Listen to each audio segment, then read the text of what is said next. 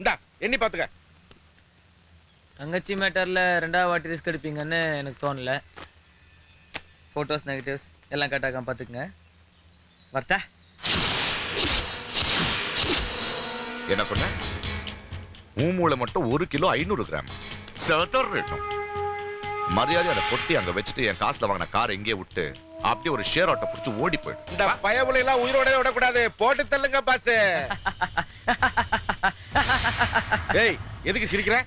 இந்த மாதிரி எல்லாம் ஏடா கூடமா ஏதாவது பண்ணுவீங்கன்னு தெரிஞ்சுதான் வரும்போதே கமிஷன் ஆபீஸ்ல கம்ப்ளைண்ட் பண்ணிட்டு வந்திருக்கேன்.